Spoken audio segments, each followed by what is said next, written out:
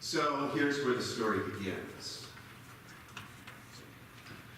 Ahab was king of Israel. Ahab was an evil king. And so God sent the prophet Elijah to tell the king that because of his evil ways, there was going to be a famine in the whole land. This is what happened, a famine, to punish an evil king. But what about the prophet? And what about all the good people? Would the prophet too be the victim of the fulfillment of his own prophecy? Well, yes and no. The way the stories go, Elijah was not going to live in the lap of luxury, but he would be cared for. And so the Lord told Elijah to go to a brook that was known by the name of Cherith, and there God would provide for him. Miraculously, while he was there by the brook Cherith, ravens brought him bread and meat in the morning, and bread and meat in the evening. I'm not sure about you, but I'm not sure that I would want to eat meat that ravens brought me. But I digress. Elijah received nourishment from the ravens, and he drank the waters from the brook Cherith. But drought does have consequences. And eventually, even the brook dried up. And so Elijah was in a bit of a pickle. But not to worry. And here's where the story picks up from this morning's first reading. The Lord told Elijah to go to this little village by the name of Zarephath. And as he approached the village, there was this widow just outside the entrance to the village, and she was gathering sticks. Now, you need to understand something about this widow. In the ancient world, widows were at the very bottom of the food chain. Women had no rights. They could own no property. They could not engage in employment for which they would receive wages. And so, when the husband dies, often there was no one to care for them.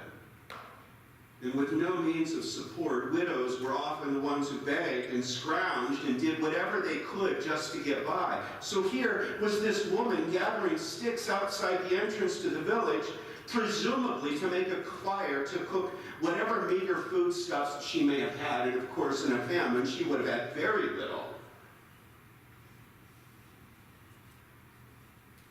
And Elijah asks this poor woman for a drink of water. Now that's understandable. He was thirsty, clearly. But then he adds another request of this woman who he must have known had very little. Bring me a morsel of bread while you're at it. I'm hungry.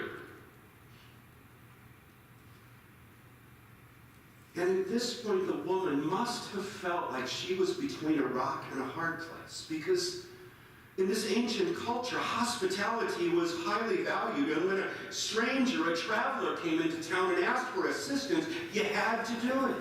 You were obliged to provide. And yet she also knew the practical reality that she had nothing. In fact, we learn from the story that she had only enough to make a last meal for her son and her. And so she lays it out. I have nothing. No bread to give you. I have only a little flour and a little oil, and I was planning tomorrow, as a matter of fact, to bake the last of what I have so that my son and I can have our last meal.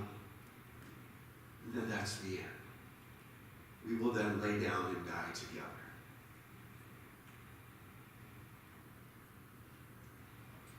But Elijah has quite a preposterous idea. An idea which makes no practical sense. He tells her two things, and the first is most important. Fear not. That's the first thing he tells her. Fear not. How often in the midst of dark and confusing times does the divine word come to God's people, and it begins with those two words, fear not.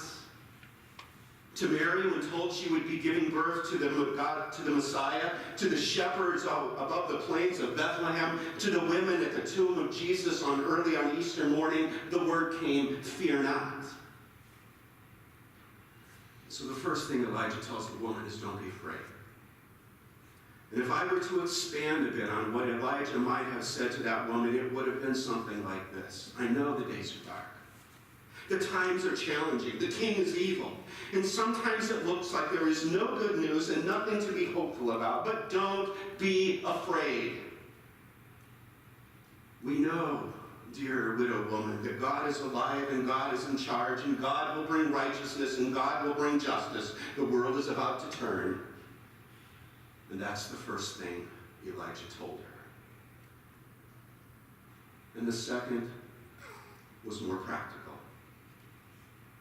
Just go about your business. Go about your simple daily task of making bread for you and your son. And while you're at it, make a little extra for me. And I promise you, as God is my witness, that neither the flour nor the oil will run out. And so she did. She baked bread for her son and her, and a little extra for Elijah. And then she did it again the next day. And then she did it again the next day. And the next, and the next, and the next, and the next, for as long as she needed to provide for her son and her and for Elijah, there was enough.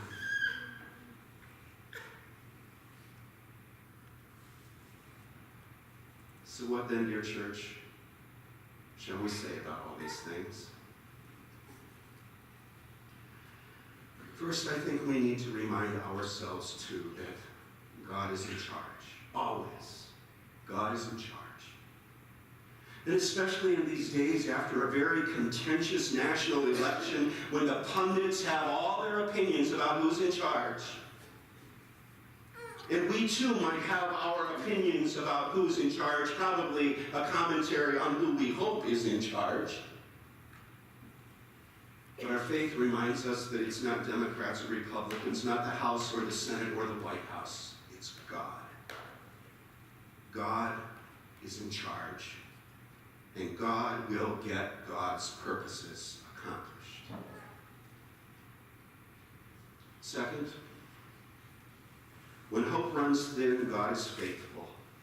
Even when the whole land of Israel was experiencing the consequences of King Ahab, of evil at the very center of Israel's national authority and power, God cared for Elijah, God cared for the poor, the vulnerable widow and her son. God is faithful. And third, when there's darkness, especially when there is darkness, God creates a church. And then God calls the church to offer the gifts they have and to use them for God's purposes. Did you notice that the hero in the gospel lesson is also a poor widow? The one at the very bottom of the socioeconomic structure, all she had was a few coins, a pittance, an amount that compared to what the big givers were giving was nothing. And yet Jesus calls it something. And he lifts her up as an example to follow. To give what we have for God's purposes. And maybe, just maybe, the generosity of the widow is pointing beyond this story to another story that happened not in the temple, not even in Jerusalem, but right outside the city gates of Jerusalem on a hill we call the Skull. And the second lesson reminds us that Jesus gave what he had, his very life. He gave it on the cross to accomplish God's purposes to save the world. And so the question, dear church, is, what do we have? What can we give? Even if it seems insignificant, like that widow's few pennies, we can trust that God will use it. And so again, I challenge you, what do you have? what will you give? And acting out of faith that God will bless your offering, what will you give? What is it that you think is insignificant, like a little flour or oil or a few pennies, that given in trust and faith will accomplish God's purposes?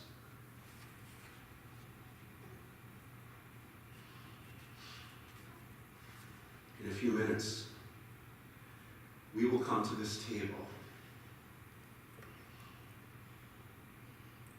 And God will give us a morsel of bread and a taste of wine. A morsel and taste that seems so insignificant. Like, what could that possibly accomplish? And yet here in the bread and wine we receive the Lord. And here at this table, God is creating a church.